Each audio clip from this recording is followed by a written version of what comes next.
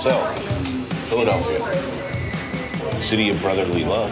We're going to try to avoid all of that. Did anyone have sex under the Liberty Bell at any time in important moments in American history?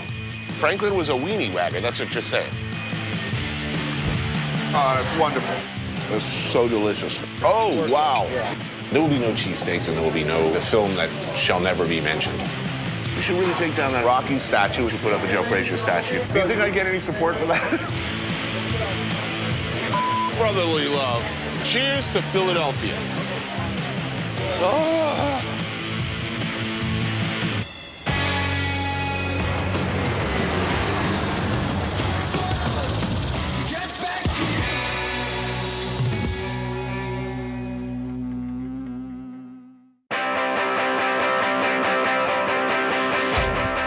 My relationship with Philadelphia has always been, let's call it, complex.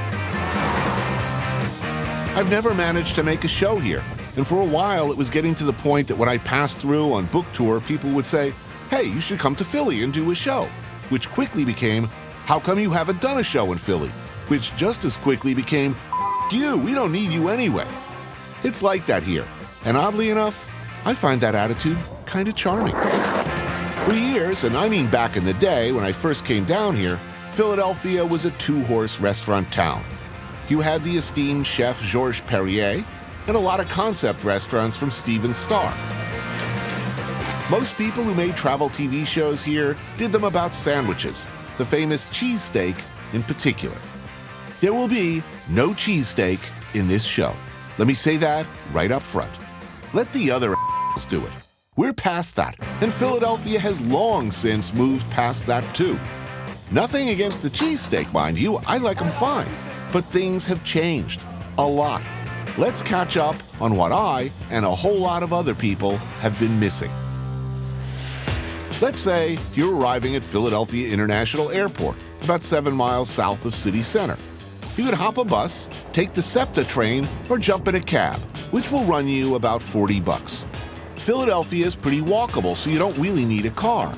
In fact, parking is painful around here, so don't rent a car if you can avoid it. Public transport is pretty decent. Hotel options?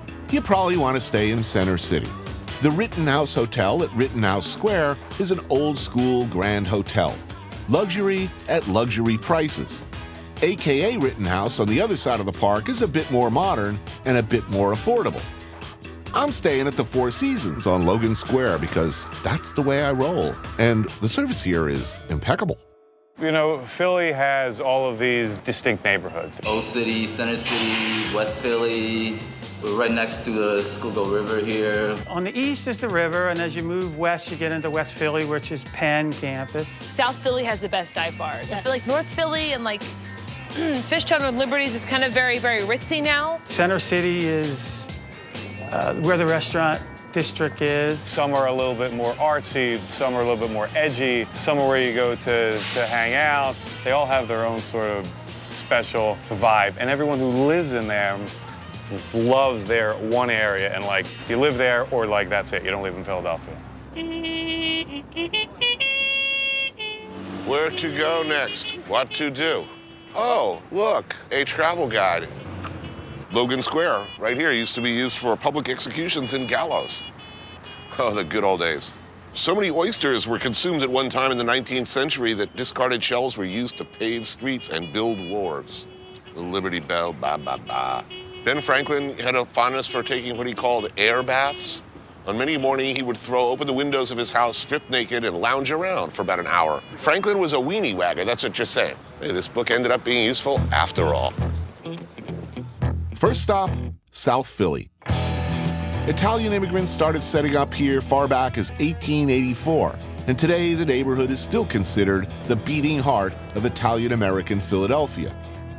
Now, pay attention. This place, the Bruno Brothers Cheese Shop on 9th Street, is a family-owned storefront that's been around since 1939. The owner, Emilio Minucci, grew up on this street. Did you be here for how long? 74 years. Wow, same family. Yeah, third generation. Grandparents started it. Expanded the cheese selection a little, though, I'm guessing. A little bit. When we took over, there was about 30 different cheeses in there. Now we're up to about 350. I know what you're thinking. Like I was thinking, I'm gonna open the door and see mozzarella, some prosciutto, some hanging provolone, and a deli counter, right? And they got that, big time. But holy crap, they have so much more. Amazing, soft, smelly, runny, wonderful cheeses from all over the world. Also, this stuff. You have Stichelton. Yeah, yeah. Wait a minute, that's the unpasteurized. They can't call it. It's basically Stilton the way that Stilton used to be made before the fascistic EU stepped in and wouldn't allow them to do it. Basically, it's real Stilton, but they have to call it Stichelton. I've been looking for this stuff. We literally have to teach people what Stichelton is.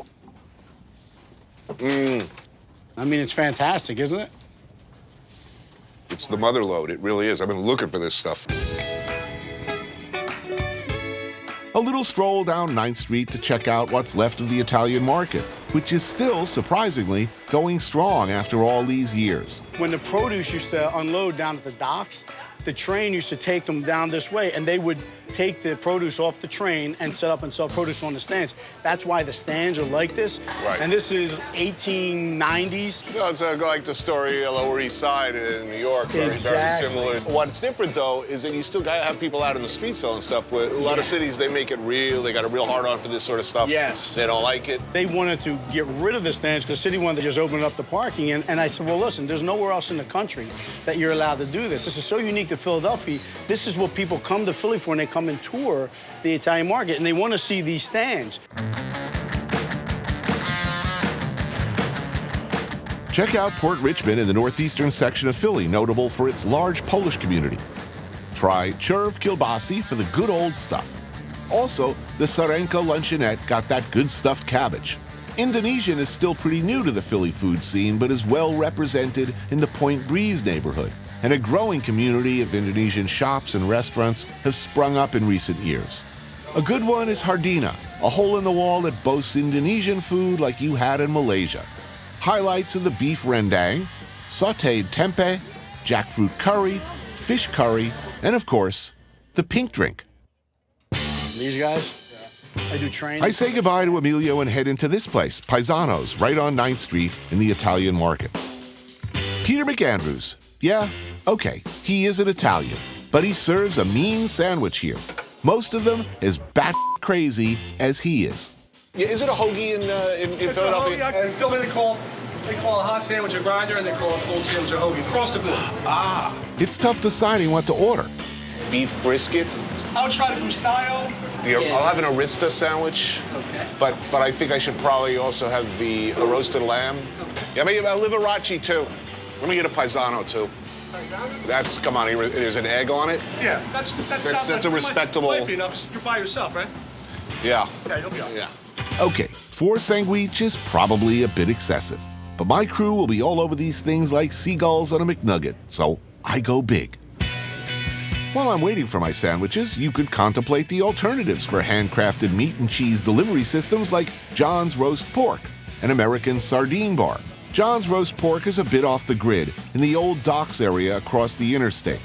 A 4th-generation business in a cinder block bunker. In case you didn't register the name, the thing to get is the roast pork sandwich with sharp provolone and garlicky spinach. Closer to city center in Point Breeze is the $2 sardine sandwich at American Sardine Bar. Chopped marinated sardine, a slice of egg, red onion, maybe some onion rings on the side. Back at Sandwich Apocalypse, however, Peter and crew are readying a barrage of sandwiches. The gustaio is roasted lamb sausage, sun-dried cherry mustard, gorgonzola cheese, roasted tomatoes, and fennel, and some arugula. Nice. The Liberace doesn't sound good, but crispy fried chicken liver, salami, gorgonzola, orange marmalade, lettuce. You know, I like all of these things, but together, I was dubious. Somehow, it works magnificently. Wow. That didn't sound like it was going to be a good thing. That's an awesome thing.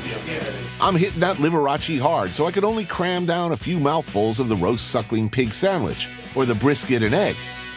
The sandwich if I hadn't been on television and I was left alone here, that I would still be eating right now, it was definitely the chicken liver thing. It's amazing. my cholesterol going through the roof. That's what Lipitor is for. I crush them up on my cereal every morning. Helps me get through the day. Now for a beverage. Philadelphia always had a great bar scene. Long before the arrival of foodieism, they had great bars that would be the pride of any great city. Now, even more so. People come in and ask me for the citywide special, and it changes from bar to bar. It's usually like a can of beer and a shot of whiskey. It's like $3, which is awesome. If you go to the Cantina, which is another fantastic dive bar, they do it with their Tecate and tequila for $3. It's fantastic. It's awesome because if you don't have a lot of money, it's a good thing to do, and you can get pretty drunk fast. I don't really like to mix liquor and beer like that. What do they say? Liquor before beer, you're in the clear. But beer before liquor makes you sicker. I'm a cognac man myself, but I do try anything once. Stateside, only a few blocks from Paisanos, offers only spirits and craft beers from the USA, with an emphasis on great whiskeys and bourbons. I know what I'm here for. I'm here for that incredibly wonderful bourbon whose name I'm not going to mention because there are just too many sons of out there who want it. But I'll have the 20-year. 20-year. Yeah, okay. one rock. Okay, absolutely. Right up. Because if God made bourbon, this is what he'd make. It's an untouched bottle. Sweet.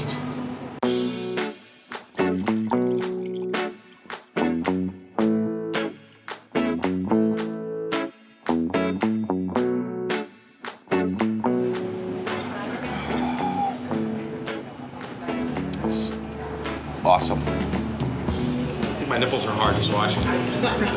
Yeah, mine too. Is that wrong? If it's just beer you want, City Tavern has Ales of the Revolution by Yards Brewing. They've recreated colonial-era beers and ales based on the original recipes penned by the Founding Fathers, who were, it turns out, often avid home brewers. Good stuff. But I'm not leaving Pappy alone.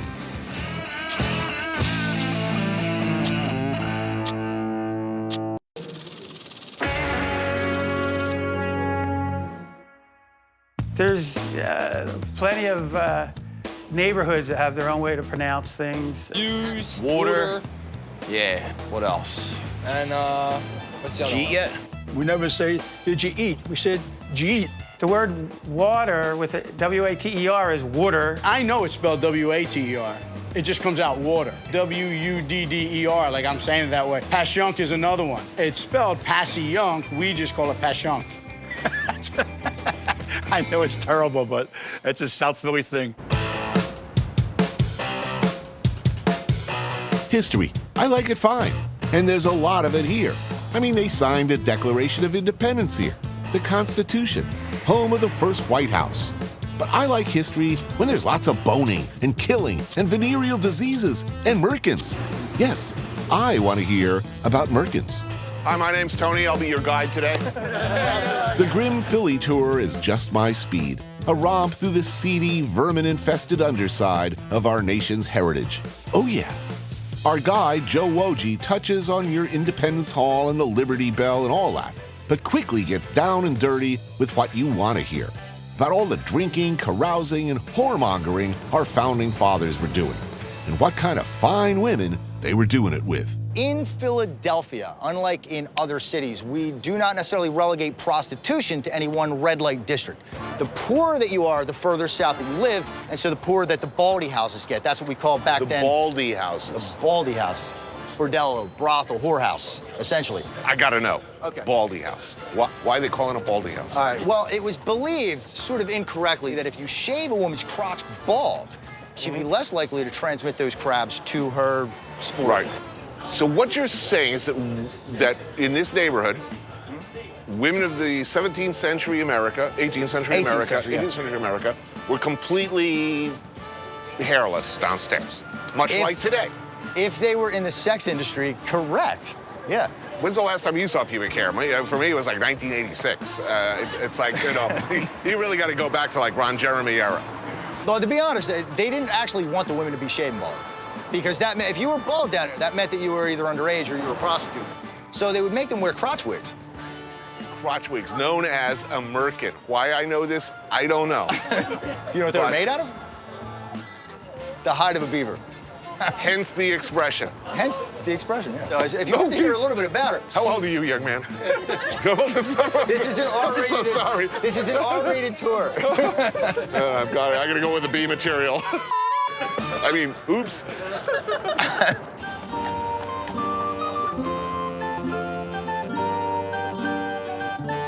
Betsy Ross. She had syphilis, didn't she? She did not.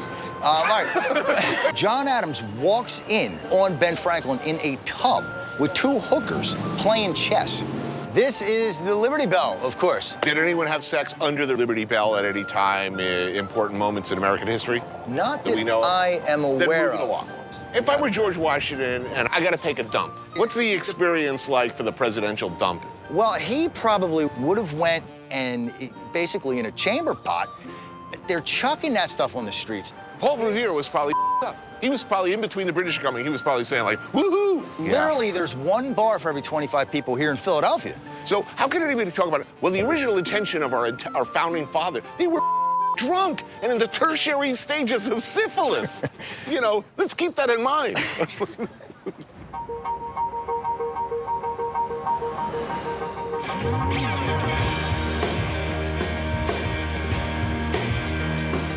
Enough of merkins and the pleasures of the flesh. Time for dinner in a respectable establishment. Amis. This is Mark Vetri's third restaurant in Philadelphia, inspired by the typical Roman neighborhood trattoria. And I like me some Roman food. Cheers, by the way, Centani. Peter McAndrews joins me to advise and consent on the selection of fine Italian wines. And as it turns out, drink quite a lot of it. How long have you lived in Philadelphia? 22 years. Why? To me, like New York is a place where people go to reinvent themselves. Right. Philly's a place where people discover who they are. We start off with homemade mortadella with hazelnut honey, some grilled veal tongue with pepper mostarda. But this, a classic tripe and white bean stew, is mind-blowing. Oh, that's wonderful. Something's happened here. You can't tell me that 10 years ago, 12 years ago, you didn't go to a smart bistro and find tongue, homemade mortadella, and tripe. Philly, there's a good restaurant around every other corner, and I'm not. So you're saying in Philadelphia, chances are your proximity to a decent meal is probably better than Manhattan. Definitely, without a doubt. Oh. Whatever he says, really? Listen to him. Oh, all right. Mark Vetri steps in between the whole New York-Philly thing with two favorite Roman pastas, cacio e pepe and bucatini alla matriciana. Cacio e pepe is fresh pasta tossed with pecorino and cracked black pepper and a little of the starchy water the pasta's cooked in to bring it all together. God, that's good.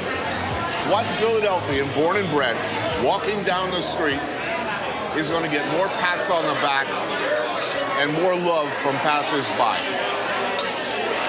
Living. A guy named Jerry Blavitt. Right. Jerry Blavitt, his nickname is the Geeter with the heater. Oh, yeah, sure. Wait a minute, you're talking to you walk down the street now and people would recognize him and clap him on the back. It's remarkable. No, the heater with the heater. Jerry is a man of the people, which is what Philadelphians are. Isn't Kevin Bacon? I like Kevin Bacon. Is Kevin Bacon getting love in Philadelphia? Oh, yeah, Kevin Bacon, people love him. I'd be impressed by Kevin Bacon. Yeah. No, I would be too. No, but Jerry Blavitt's more recognizable. Bill Cosby. Oh, of course. Come on. But people love Jerry better, trust me. Dude, how can anyone love anybody? Jerry's 72. He walks the streets every day, trust me. Bill Cosby hasn't been in this city in 5 years. Only 5 years? I'm living in Hollywood. I'm not coming back in 5 years.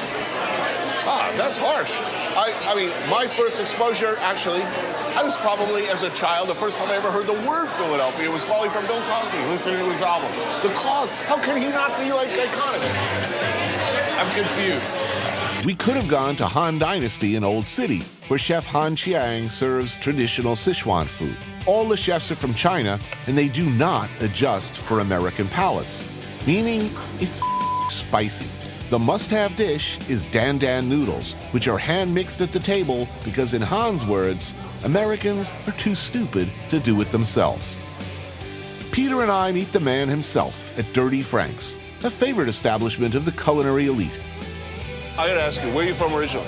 I'm from Taiwan. You're from Taiwan? Yes. We gotta talk about this a little further down the line, but first the beer. What beer should I be drinking? 3 IPAs and 3 shots of Jamie. So here's the Philadelphia. This is how you do it in Philly. Right down the hatch. And then a little chaser. Oh, how'd Philadelphia happen in your...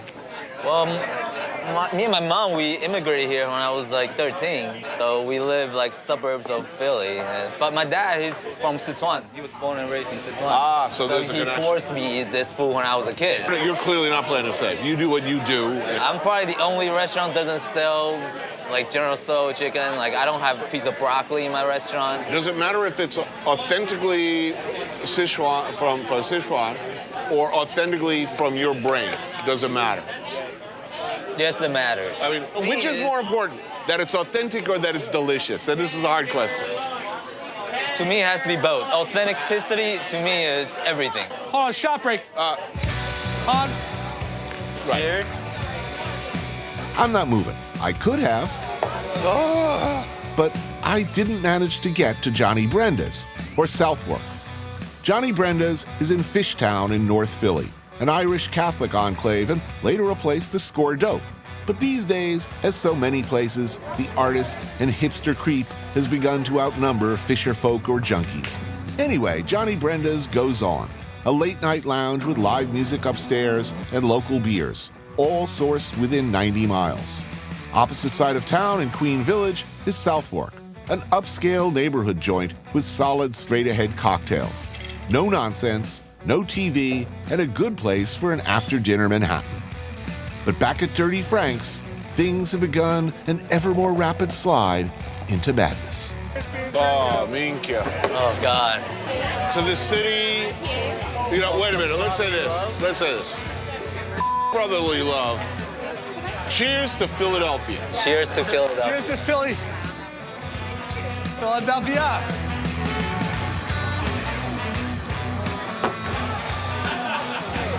Yes, it's looking very different all of a sudden. Sort of sideways.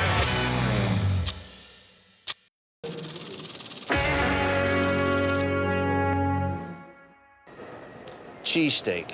It's what everybody asks when they come through 30th Street. I don't understand why cheesesteak is so popular. Most of the really well-known places, I don't think it's good at all. My opinion, and I have a lot of research in this area, Chinks on Torresdale Avenue. It's overrated. People go crazy about it because they never had it. I might good. eat 2 cheesesteaks a whole year. It's not healthy for you. It's not healthy. Depends on where you go, too. If you're from Philly, you really don't It's a tourist eat thing. cheesesteaks. It's a tourist thing. I hate that people come to Philadelphia and think that we're known for cheesesteaks because we're known for so much better food. Hangover cure number 1, the always miraculous magical substance called pho. And when hungover in Philadelphia, pho 75 would be your preferred option. I'm meeting up with Michael Solomonov, chef-owner of the excellent Zahav restaurant in town. He's joining me for a bowl of the good stuff. Yeah, you having a good time in Philly? I am indeed. Good. Well, I hope you're ready for like a gallon of hot piping soup. Yes, Good. I am. Noodles in a deceptively simple-looking but actually quite complicated broth. Various meats, classically brisket, but maybe a little bit of tripe. Garnish that with bean sprouts, fresh mint, Thai basil, cilantro, lime. So that looks right. Yeah, totally. Soon the urge to throw up on yourself fades. You feel better about the world, and it's time for some Vietnamese-style coffee, with condensed milk, of course. Sweet. You know, the steady drumbeat from early on was like why people should come to Philadelphia. It was talk about it. You know, we have great Italian restaurants, and you know we have great pho. This is where everybody sort of eats for breakfast. This was one of the most frequently mentioned places. That said, you know, I have this weird kind of history with the city because very early on, I would hear from Philadelphians how come you haven't been to Philadelphia yet? Right. What's wrong with you? We don't need you. Which in retrospect, having done some drinking in the last couple of days, I gotta dig. Totally. Well, that should be right. That should be an attraction for you to come down. But I mean, I kind of like that. how's your soup, man? Oh, it's really good. If you're not yet initiated into the cult of pho, then maybe Bowie's over in West Philly is where you want to get your breakfast. Bacon, ham, sausage, egg, and cheese on a big freaking bun. But I need this. If I were here for a day and in a mood to investigate non-food related activities, where should I go? I had this crazy idea that I saw some people on Segways, which I was like, you know, it would be funny to do a Segway tour by Kelly Drive. It's right on the banks of the Schuylkill River, and I was like, it would be really great to take a Segway and drive it into the river. So I would recommend that. I think that's really good. I'm for that. What do you think the single best thing is about Philly? The attitude. The attitude? It's a town with a lot of heart. If somebody thinks something sucks, they're going to tell you right away. Yeah, totally. We call that chutzpah. I love it. Not much of a douche economy here. Velvet rope, bottle service, that wouldn't go over too big here? Not a lot of tight button-down shirts, no Kettle One for $400 a bottle. Right. And, you know, and if you talk you're going to get your ass kicked, I would think. So. Well, you know, those are laudable qualities in any great city.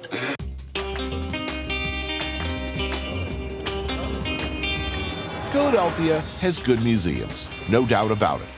My favorite is the Mutter Museum in West Philly, a teaching museum housing an awesome collection of medical oddities, anatomical and pathological specimens, wax models, and antique medical instruments. Good times. I'm looking particularly for curiosities related to the lower intestines and bowels. Oh, bone luge. Oh, geez, is that a butt crack? Oh, that's just awful. Syphilitic necrosis. So this is what happens to your skull, you know, when the syphilis gets really bad. Actually eats holes in your skull. Where's the fistulas, Dad? Where's the fistulas? Oh, geez. Human horn. Ooh, that's gotta hurt. Ooh, herpes zoster. Looking at that, you'll never go to the Jersey Shore again. I could do this all day long, and in fact I will. But if this ain't fun for you, you could go to the Magic Gardens, an outdoor maze of mortar, bottles, bicycle tires, textiles, a magnum opus from mosaic muralist Isaiah Zagar, a multi-textured, multi-layered labyrinth. Back at the Mutter Museum, I stumble across this thing, the magnificent megacolon. Wow. Giant growth of the colon. Will you look at that colon? Jesus, that could have been me. At 16, he would go as long as a month without a movement of the bowels. His colon at death weighed about 40 pounds. You know, I guess the message here is food always wins in the end.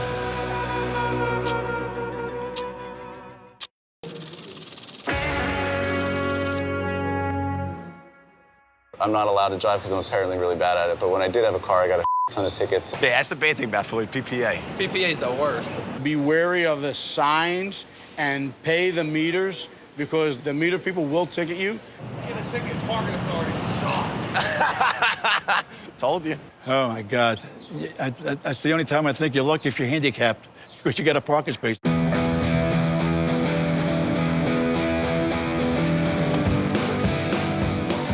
For lunch today, I'm off to Mount Airy, up north a ways. Originally settled by German immigrants, today a mixed bag. Sean Moreland works for Philadelphia Parking Authority and loves this place. Chef Ken's Cafe. Good, Southern style, what I guess they still call soul food. All that good stuff, and done well. Wings, ribs, greens, mac and cheese. Hi, I'm Tony. Tone? Yeah, Chef Ken, my pleasure. What can I do for you? I want to go for the wingdings. Well, I have fried wings today. They're really good. Okay, that sounds good. Yep. Okay. I'm going to go with the macaroni and cheese. Mac. I'm also going to go with the string beans. String beans, okay. I'll get some wings. Oh, we going wings? Macaroni and cheese. With the greens. That's a mixed greens, collard greens and cabbage. I'll do really the greens. good, man. Yeah. Okay, mixed greens. A little bit of liquor in there too. Oh yeah, what you know about pot liquor, man? That's a Southern thing there. You talking pot liquor? Not my first time at this rodeo. Oh, okay. You got some Southern roots too? Somewhere, I hope. Oh yes, sir. Give me a few minutes. I have this ready for you, okay? Okay. Another local favorite is Cafe Soho, the granddaddy of Korean fried chicken. 2 flavors, a garlic soy wash and a Korean-style hot sauce wash. Out of the way, but open late until 2 a.m. Over wings and greens, Sean and I discussed some changes I'd like to see to the local landscape. So, what do you think? I mean, Sylvester Stallone walks down the street in Philadelphia, people could say, yo, Rocky, everybody's loving that. Frankly, I'd rather see a Joe Frazier statue. Well, you know what? I would say the same thing. You know, that would be more appropriate when we talk about the value, especially with boxing in the city of Philadelphia. Would that be a popular suggestion? Like, if I started shooting my mouth off, saying, you know, we should really take down should take down the Rocky statue, put up a Joe Frazier statue. Do you think I'd get any support for that? I can tell you this much. You'll probably have at least 100 Italians coming after you behind your back. Right. I wouldn't even think about touching that statue. South Philadelphia will be at your front door. So they would... They've been at my front door already. I'm enjoying this big time, by the way. This is some good food. Y'all enjoying yourself, man? Oh, yeah. This is delicious food. It's the real deal, right? And you're not kidding about that hot sauce. I tell you, man, hey, wake up a dead man. I'm telling you, it's real stuff. You know what they say down south? That they're good. Yes, it is. That they're good.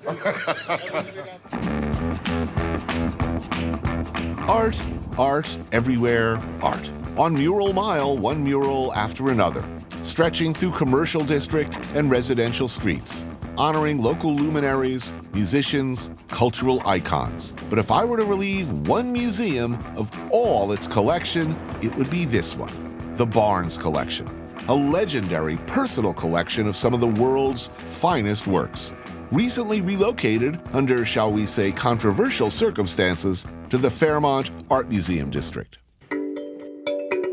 Founded in 1922 by Alfred C. Barnes with about 4,000 objects, including over 800 paintings, it's now estimated to be worth about $25 billion. Now, correct me if I'm wrong, this is generally considered one of the greatest collections of Impressionist art anywhere on Earth. Yeah, post-Impressionists and really modern, so you really see a great range of Cézanne, Renoir, Matisse, and Picasso. More Cézannes than in Paris, more Renoirs than anywhere else in the world. 'Twas not always so. When Barnes started assembling his collection back in his home in Marion, he was roundly mocked and insulted by the geniuses of the art world. I saw it back then as he built it, laid out in unorthodox style. Paintings from different periods paired with metalworks, antique furniture, intended to demonstrate certain principles. This is just the way they were laid out at the house in the original location? Yeah, the measurements, all the ensembles are hung as they were for the last 70 years. Very eccentric layout, considered very eccentric, particularly when first established, as I recall, which made it all the more kind of breathtaking and surprising. Early Picassos, what are now considered major works by early Impressionists, Cézannes, Matisses, many, many great works he picked up cheaply in Paris during the Depression. I'd like to think that at some point in his life, having, been mocked cruelly early on, that he had at least a moment late in life to say, see you sons of I was right, I'm a big believer in that, by the way. I told you so.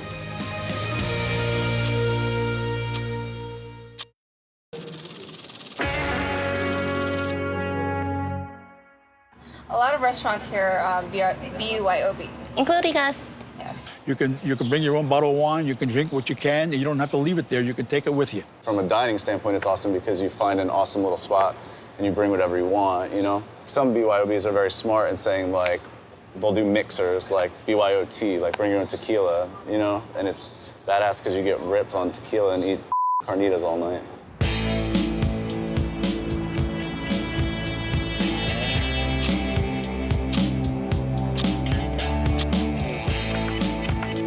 Mark Vetri has been the big dog in Philadelphia for a while now. But what Michael Solomonov, a one-time protege, is doing at Zahav is pretty incredible too, and make it a big splash. On its surface, it's Middle Eastern food, with roots in Israel and Lebanon, Syria, and beyond. Solomonov has deep Israeli roots and takes you on a journey through the Jewish diaspora with food. Hummus and laffa bread, an Iraqi-style flatbread. I live for this. Mike and I have like a similar love for food from opposite sides of the border. Oh, yeah? You know, I learned to love, basically a lot of these flavors and traditions from the Lebanese side. Sure. He learned from the Israeli side. But I'm looking at this. I haven't tasted it. I'm already a happy guy. Yeah. Mark and I decide to just let Michael send us food. Some meze arrived, small plates, appetizers of roasted zucchini with kashkaval cheese, kibenaya, ground lamb kebab made with urfa spiced walnuts, and a watermelon salad, black olive puree, and feta cheese. So what is this man doing, and how is it that he's a success? Who is begging for, you know, I would like a personal story of the Jewish diaspora as interpreted by a meal in Philadelphia. Did he do market research before, or did he give a He didn't give a Listen, this is what he always loved. And, you know, he didn't learn this from me. You know, he learned, I think, you know, how to run a restaurant, how to follow what you love.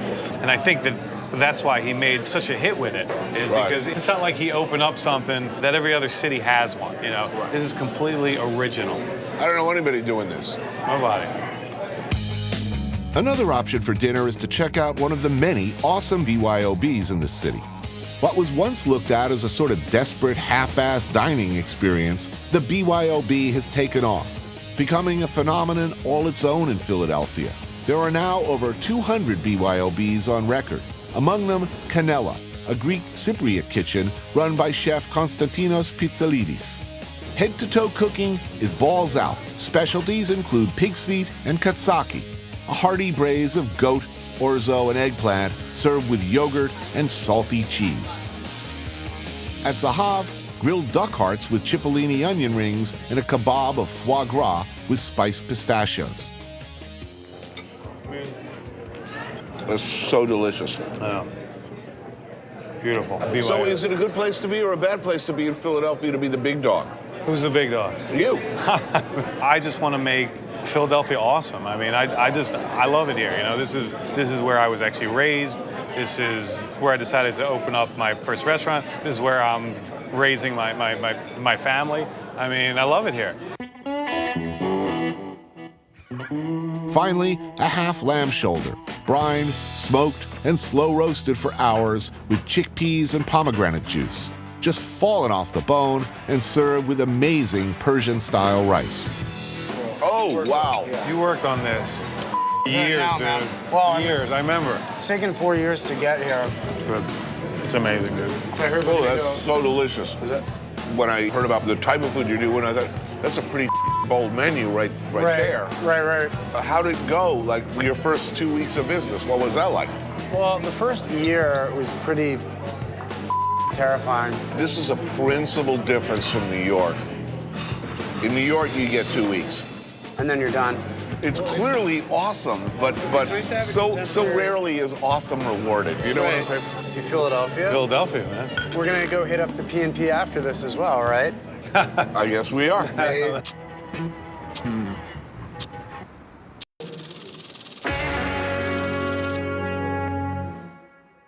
If you want alcohol, you have to go to a state store, and they're all closed at 9 o'clock. So if you want to have a hard drink, liquor drink, you pretty much have to go to a bar, or after 2 o'clock, you have to come to the Pen and Pencil Club. Mark, Michael, and I head to the Pen and Pencil. The P&P, as it's called, a private social club, technically, open to an association of journalists, though welcoming as well to service industry workers, too. Is there a local... Yingling Lager? Dude, Yingling. Yeah, Yingling. Let me pander to the home team. Excellent. I gotta get a hot dog, bro. Really? Yeah, I'm doing it. And do-it-yourself hot dogs. Sweet. Mark, do you wanna rock, paper, scissors for a shot of hot dog water? Loser? 2 out of 3. You ready? I'm scared, though. I'm gonna battle Mark, and then the loser has gotta battle you. How do you like that? 1, 2, 3, shoot. So I got one now, right? Yeah. 1, 2, 3, shoot. All right. 1, 2, 3, shoot. Ah! All right, now it's me and you. 1, 2, 3, shoot. Okay. You hit him. 1, 2, 3. All right, now we're 1 to 1. This is it. This is for the money. Hot dog water. You ready? 1, 2, 3. Oh! So I'm drinking a shot. Hot dog water.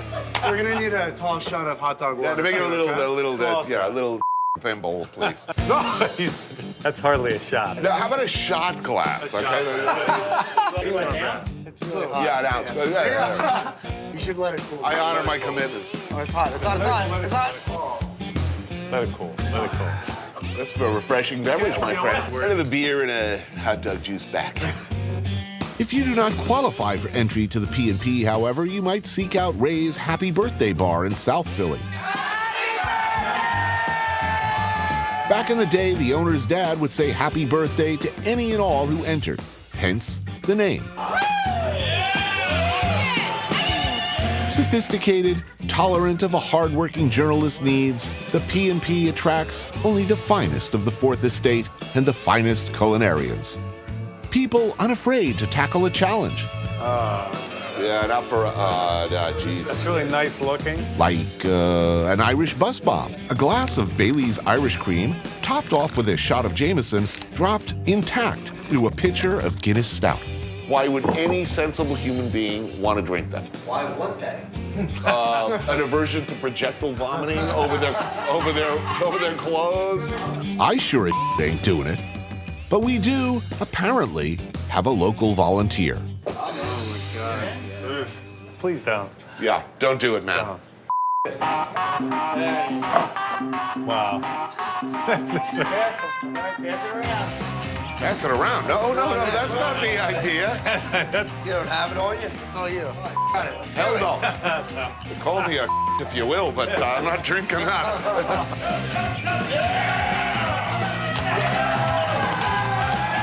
Holy, I can't believe you drank all of that. I need more beer. Woo! Only in Philadelphia would that happen. Only in Philadelphia. Go in peace, noble warrior. Go in peace. So I finally made it after all, and I'm glad I did. Philadelphia is a town with a low tolerance for bull and a whole lot of heart. Forget about Rocky and forget about cheesesteak. Safe journey to Bourdain. Thank you for staying with us. There's plenty to do and plenty to eat here.